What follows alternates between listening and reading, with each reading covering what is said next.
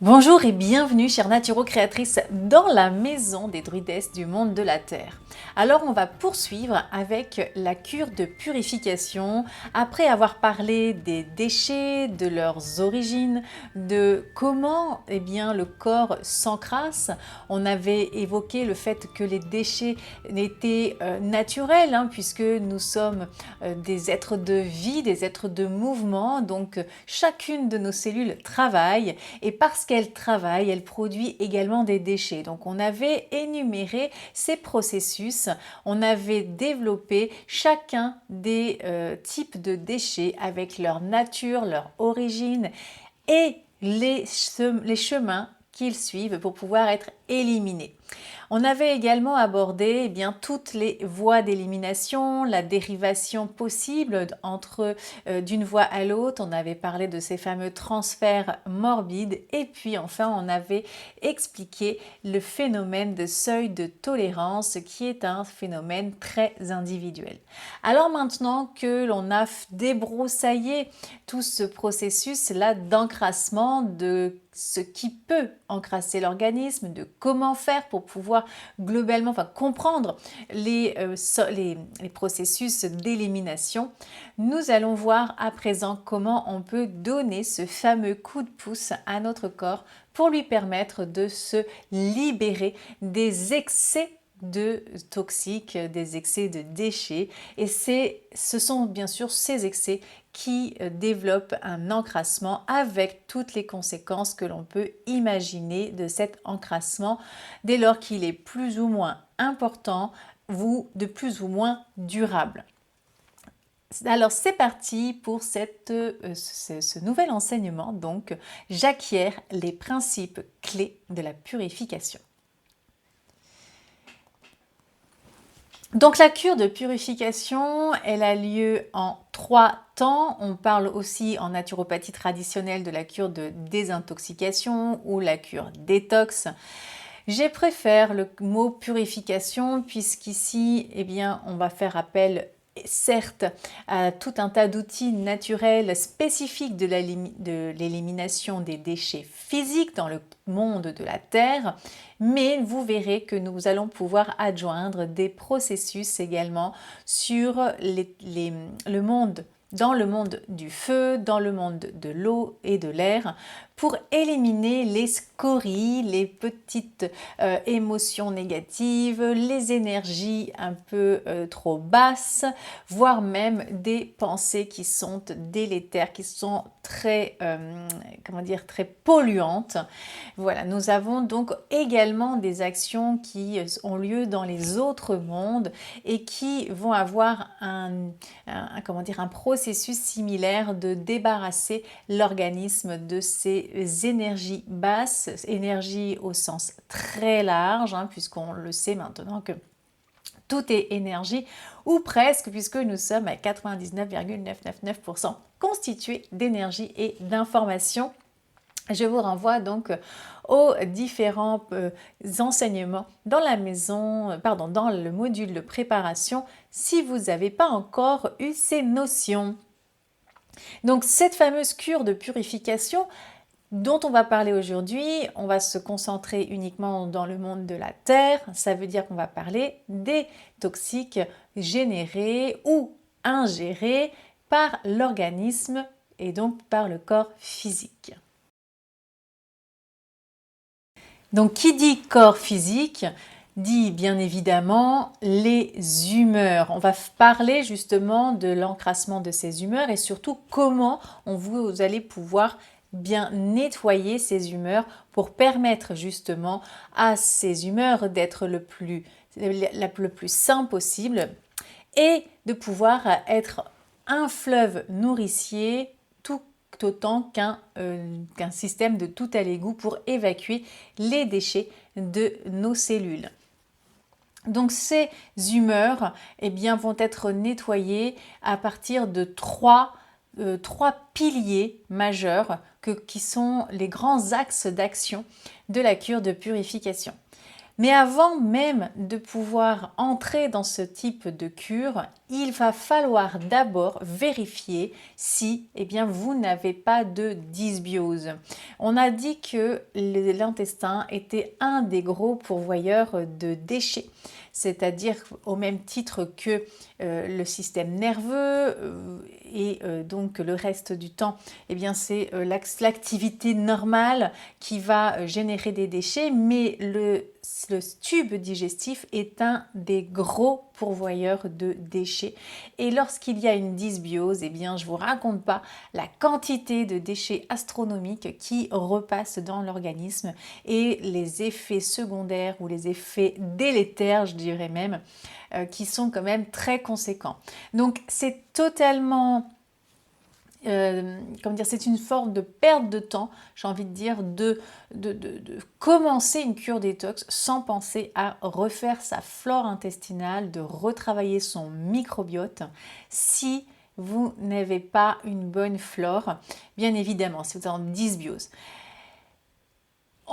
Et donc pour ça, je vous propose un test dans la maison des sorcières pour évaluer votre l'intégrité du microbiote. Et donc vous retrouvez ce petit test, suis-je en dysbiose? Imaginons que vous soyez en parfait équilibre de flore intestinale, là vous allez pouvoir mettre en place une cure de purification qui va donc se dérouler sous 3 axes. Le premier axe, ça consistait à supprimer les sources de déchets, c'est-à-dire tout ce qui vient apporter des déchets ou qui va par voie de conséquence, par métabolisme, générer des déchets. Et là, il va vraiment falloir être comme une petite enquêtrice et faire le point sur vos habitudes de vie. Et donc, pas que au niveau de l'alimentation, mais également comment vous gérez votre stress, votre sommeil, etc., etc. Donc ça, ce sont des éléments que l'on pourra étudier ensemble dans la maison des enchantresses, enfin étudier, mettre en place, examiner ensemble dans le coaching de la maison des enchantresses. Le deuxième axe, c'est bien sûr le fait de libérer les énergies. On avait dit, bien évidemment, dans la partie comment le corps peut s'encrasser dans les enseignements précédents. On avait expliqué que même si la production de déchets n'était pas en excès, si elle était réalisée de manière physiologique, et que les portes de sortie du corps étaient ouvertes, mais qu'il n'y avait pas assez d'énergie, alors il y avait un risque d'encrassement. Et donc il va falloir travailler sur cette circulation d'énergie pour permettre aux organes d'élimination de pouvoir éliminer justement et d'avoir suffisamment d'énergie pour fonctionner de manière optimum. Donc il va y avoir un certain nombre de techniques que vous allez pouvoir mettre en œuvre de manière concomitante. On est bien d'accord qu'ici, ce ne sont pas des axes à réaliser au choix, c'est une synergie d'action, c'est une méthode qui permet d'être cohérent entre éliminer les apports de déchets, apporter de l'énergie suffisante pour faire fonctionner les organes et bien sûr le troisième axe ce sera d'ouvrir ces fameux organes qui ont pour fonction d'éliminer les déchets, donc ce sont les émonctoires dont on avait vu dans les enseignements précédents.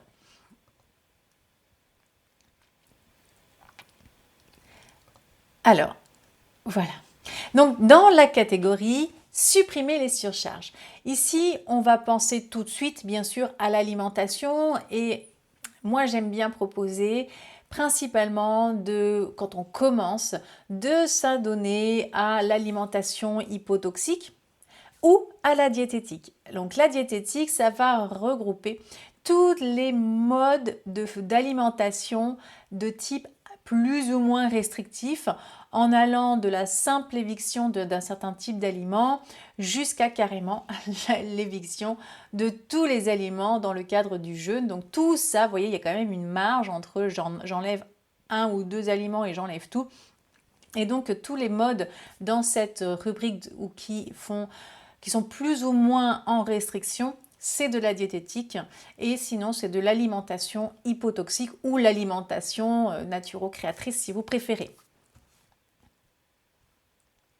Bien sûr, il va falloir la sélectionner en fonction du tempérament. Si on est en plein hiver et que vous êtes tempérament nerveux, il fait -10 sous zéro, et là, il est peut-être pas très judicieux de faire par exemple une monodiète de jus de légumes ou de pommes.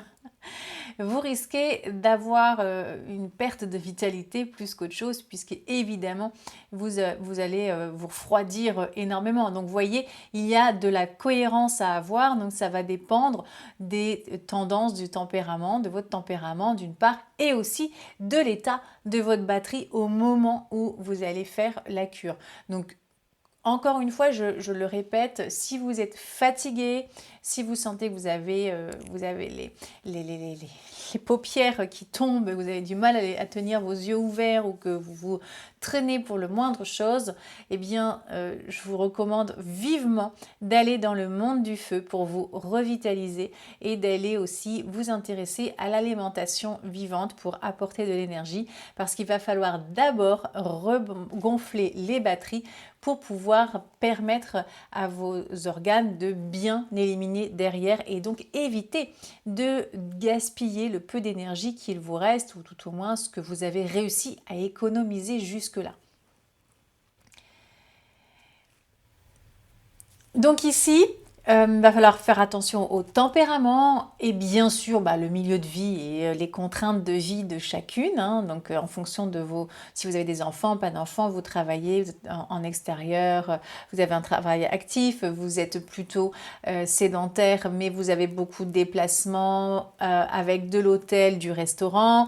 Voilà, il va falloir être plus ou moins, très pragmatique dans cette étude-là pour choisir les bonnes ressources, les bons outils, les bonnes techniques à agencer pour être dans une fluidité et donc garantir le succès de cette cure de purification.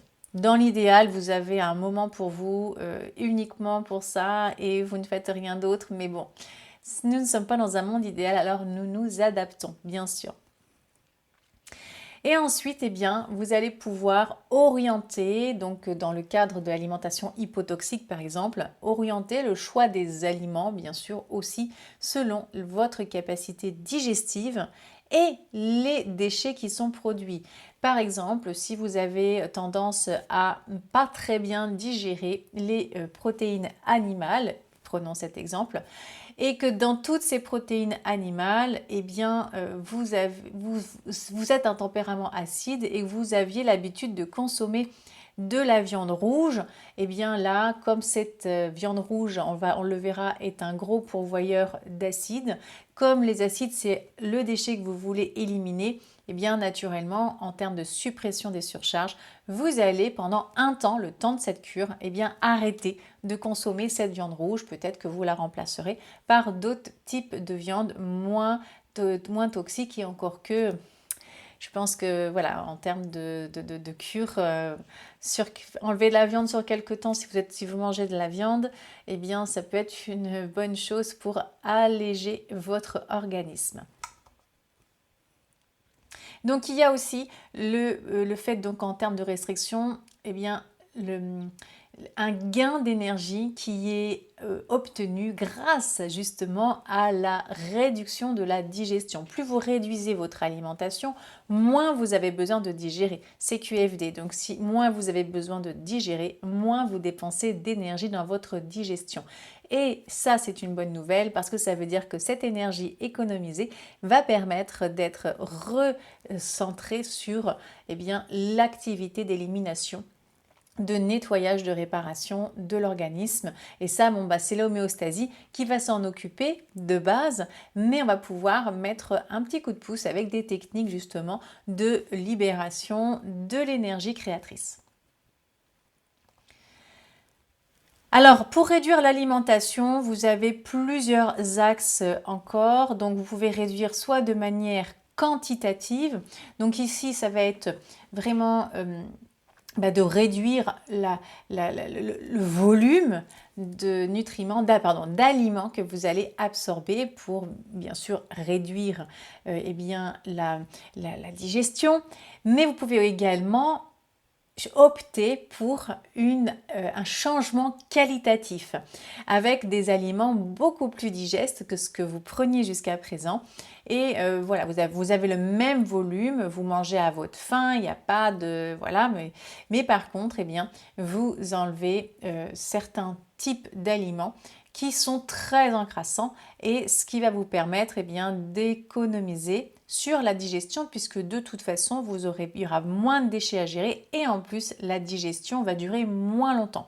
Donc vous économisez de toute façon aussi dans ce cas de figure là. Alors, j'ai écrit « Attention à ne pas aggraver les carences ». Il est évident que si vous êtes, déjà extrêmement carencé, par exemple en fer, et que vous êtes vraiment borderline, vous n'avez pas de complémentation, il est évident que vous allez peut-être éviter de supprimer votre seule source de fer pendant ce laps de temps-là, ou bien compléter avec une complémentation avant de faire une cure. Vous faites une bonne recharge, enfin, vous veillez quand même à avoir, voilà, ça c'est, de toute façon vous le savez, quand vous êtes vraiment très mal en termes de nutriments, généralement vous avez été faire un bilan sanguin avec votre médecin et donc vous êtes un petit peu au courant de ça. Donc voilà, donc je veux dire par là, il faut être quand même vigilante. Et donc en termes de restrictions, donc vous avez la possibilité soit de faire une restriction qualitative ou quantitative et carrément eh bien, aller sur de la monodiète. Donc monodiète, de quoi il s'agit? Il s'agit de consommer un seul type d'aliment sur 24 heures. Ça peut être 24, 48, 36 heures, une semaine. La cure peut durer, bien sûr, mais voilà, moi je donne comme repère, c'est un seul aliment sur 24 heures minimum. J'aurais pu rajouter minimum. Et là, on parle de monodiète. Si vous preniez juste un repas de pommes et que le matin, vous avez pris un petit déjeuner classique et le deuxième repas de la journée est aussi un repas classique, ça n'est pas une monodiète. Une monodiète, c'est vraiment sur 24 heures.